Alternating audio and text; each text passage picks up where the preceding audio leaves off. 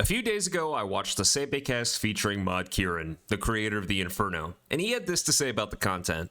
No, I don't think I ever thought it was going to be too hard, because we did set out to create the hardest challenge in the game, right? It was meant to be the aspirational goal that players will try and achieve to get the ultimate cape, right? Yep. And very much trying to mimic the spirit of what the Fire Cape was at launch as well. I think the word I specifically take away here is aspirational. There's arguably harder content in OSRS than the Inferno, but I think the Inferno is the defining piece of content that officially puts you into the skilled PvMer category. That's just my opinion. But for anyone who has done the Inferno, it isn't really all that much about skill. Sure, at first you'll get thrown around and killed a lot, but what the Inferno is really a mental game. 1.5 hours to 2.5 hours of grueling waves where the smallest amount of mental exhaustion can make you mess up a prayer flick. Meanwhile, a mounting sense of dread at the thought of dying and losing all your progress. I started attempting the Inferno roughly a year ago. I sent a ton of attempts, and I made it to the finish line and stopped. Why? Because I'm a very silly little man who does not like failure. I have this weird self-destructive tendency where if I believe I'm good enough to do something, failing it makes it hurt all the more. Making it to Zuck means I'm good enough to beat it, which means failing it is just embarrassing. That's my messed up thought process. I as a person do not have the strongest mental. I'm also adverse to failure, so I dropped my Inferno attempts after making it to Zuck and told myself, I can do it, good enough. This is a common self-destructive tendency. You might see it referenced often by people who are told they're gifted at a young age. Your parents or your teachers may tell you, wow, you are so smart, you're so naturally talented, you're gifted, which makes you feel like if you fail, you've subverted their expectations in a negative way. It encourages the person who believes they are gifted to not try things that can result in failure. If you don't try, you won't fail, right? This has been my mentality for as long as I can remember. Even knowing that it's a problem I struggle with, I fall into its pitfalls all the time. But that changes today with the Inferno specifically. There's no way I can get things in order and turn my life around at this point. It's too late for that. I'm committing myself to the Inferno. I know I've said it before. I know I've told you I'd get the cape almost a year ago, but didn't you pick up on the serious tone this video has kicked off with? I mean it this time. The video does not end until I get a cape. I've had the tools and skills to complete this for a long time. It's just always been a mental block. Well, today I go insane.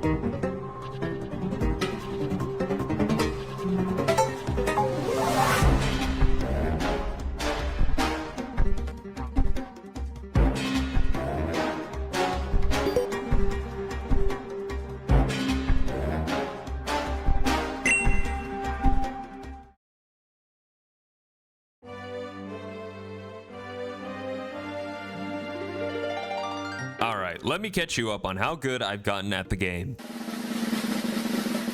I'm actually not too bad right now, by my own standards at least. I thought I'd be pretty shit playing a bunch on Cal and losing my edge, but the clicks feel pretty good. I've been setting high invocation TOAs for another video, and I've also fought the boss of the Coliseum a few times. Generally, I'm happy where I am, and today I'm looking to cash in that skill level. Listen, I have 2 other Inferno videos on my channel, and when I watch them, I can't help but just cringe a little bit. I am pretty sloppy in them, and while I don't expect to perform perfectly today, it'll definitely be better than a year ago. So, my gear, almost max range. My inventory, 9 brews. Yes, 9 brews. Every Inferno attempt I do, I run out of brews on Zuck. I have prayer flicking down, so I'm loading up on hit points. I'm brute forcing this thing. Tanking the Zuck sets and the healers at the end surely cannot take 9 brews. Oh, you thought I would die in this clip. No, see, the new me doesn't die. I just lose 90% of my health. A massive improvement. Now, this video is obviously not a guide, because let's be real, I wouldn't want to put all the other guide makers to shame, but if I had one small piece of advice for this lovely piece of content, it'd be this.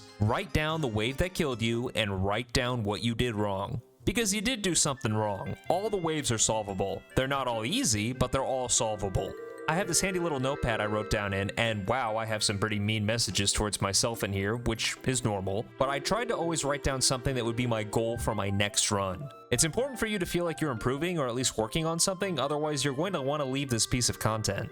Also, don't feel bad about setbacks. Look at these sets of runs I had. I made it to wave 64, 69, 64, and then 29. Immediately got back up on the horse and went back to 69, 63, 64. You get the point. Setbacks happen to everyone, whether it's me in the Inferno or some guy who just flipped his Jeep Cherokee and lost his whole family. Setbacks happen. Although you not hitting the subscribe button, that is a setback that you unfortunately cannot come back from. So, you know, let's get back on track. So I foolishly promised that I'd get the cape this episode, or whatever we're calling this video. So I introduced to you the run.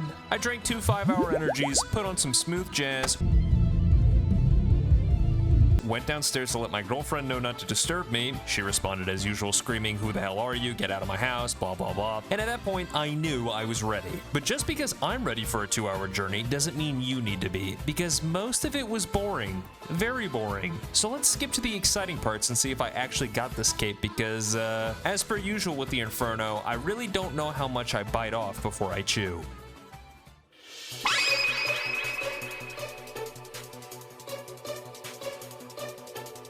Oh yeah, we got trouble. Now, as you may have noticed, this commentary is not live, and that's because live game me is razor focused. He can't pick up the phone right now. My job in game is to shut the fuck up and smash these waves, and here's how I did it. Immediately, you can see I've lost a pillar. Not great. And this wave has enemies coming at me from all sides, so we start with a mage corner trap. And while normally this is a fine situation to kill the melee, the pillar I'm using cannot go down, and it's low. I have to kill the nibblers, so I'm forced to give up my corner trap to kill them.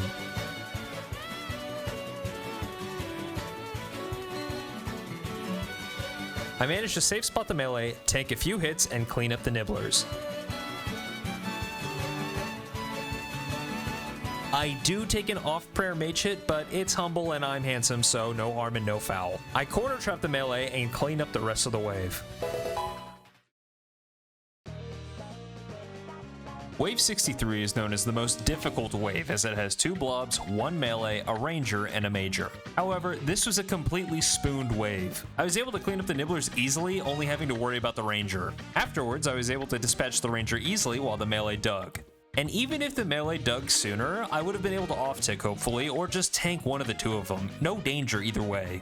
And after the melee goes down, the rest is just a simple pillar stack, and I gotta say, I'm really happy with my brews here. I retained all 9, not a sip used. It's nice to be able to say I'm proud of myself, like, seriously, I am. We are skipping straight to wave 68, triple Jads, because the waves between 63 and 68 are essentially free, so not much to cover. Triple Jads, however, are personally the scariest part of the Inferno for me. Well, maybe. I'm not completely sure. I think it's mechanically the most demanding, but maybe not the most stress-inducing? They sort of feel like a final boss, but they're not. They're just here to trip you up for some reason. Either way, these did not go smoothly. My strategy with this wave was to tank the healers after tagging them off one by one, and killing Jad while tanking. Some people kill the healers, but with 9 brews, I chose not to. I can do a little tanking. It gets me through the wave faster, and the faster I do the wave, the less chance I have of getting one shot. Unfortunately, by this point, my hands were looking like an ass in the club, shaking a lot, which resulted in a Jad hit. Now, these aren't your regular run-of-the-mill Jads. These are the cocaine bear version of Jad. They max a 113, one hit could mean death. And I think I was just distracted from the first Jad dying, and I was watching his dead body instead of looking at the giant molten rock flying at me. But we tank those, no problem. No sweat. I wasn't scared. You shouldn't be either. I have main character energy this run. 2 Jads are significantly easier than 3, and we're able to drop both of them, completing the wave. One final wave left. I've been here before, but this is the last time we're doing it.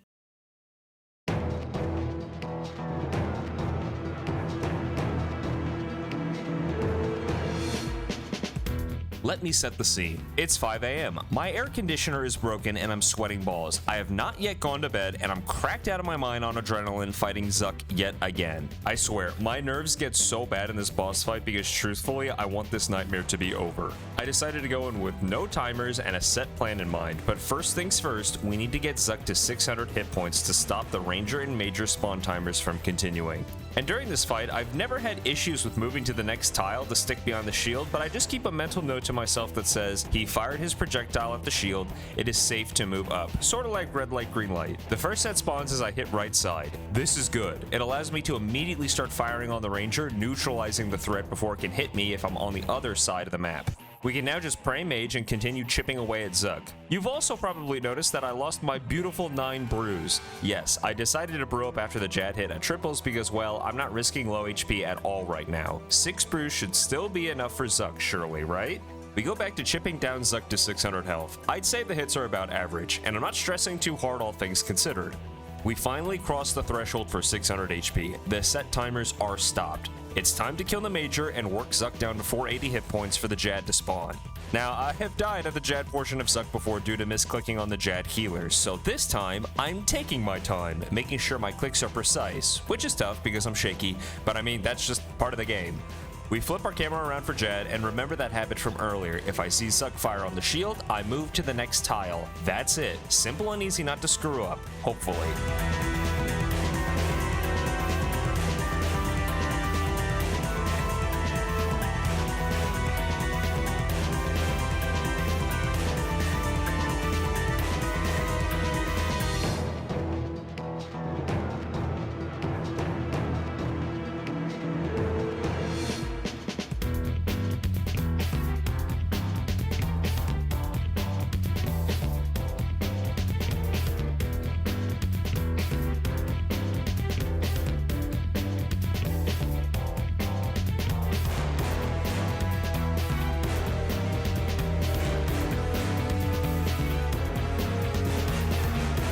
I will say my hits on Jad were insane. I dropped his ass so hard, but this kind of left me high and dry because I had decided before going into Zuck that I'd fight a second Major and Ranger before the Zuck healers. I didn't want any surprises, so we ended up waiting for over 2 minutes for the set to spawn. A blunder on my part, but we just spent this time going back and forth. This was mentally excruciating, but as long as we don't do something stupid, it's not all that dangerous to wait. Another Ranger side spawn. Good. However, my blowpipe walking was terrible. I don't finish off the Ranger while the Major starts to seriously take my shield down. Not good.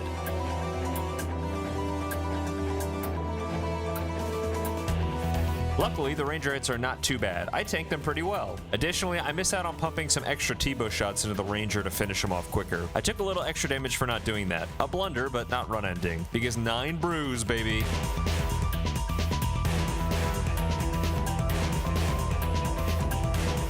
After the Ranger dies, I need to drop the Major ASAP and get the Zuck healers going because the set timer is still running and this set is taking me a while.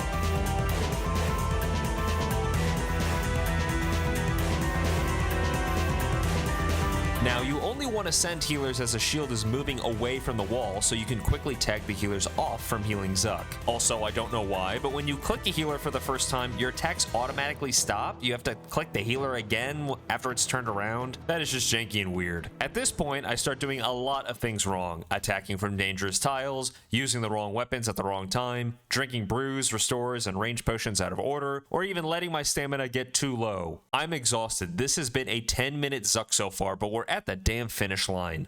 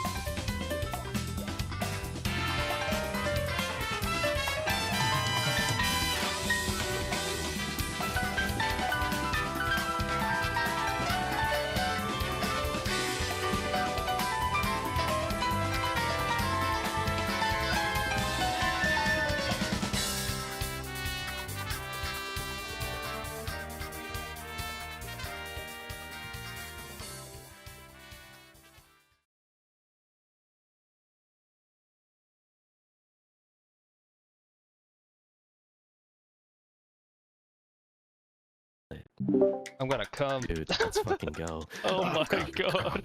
Oh my god, it's fucking over.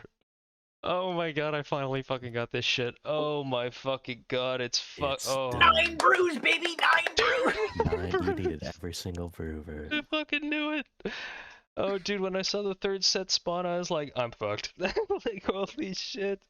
I almost Nice. cried when I saw you fucking range pot brewed down. Yeah, dude. Oh my god, Sam. I range spotted, then I looked at my dude. My arms are numb. I fucking looked at my fucking stats and I was like, I'm dead. Oh my. It's just too easy. Oh my god, it's fucking over.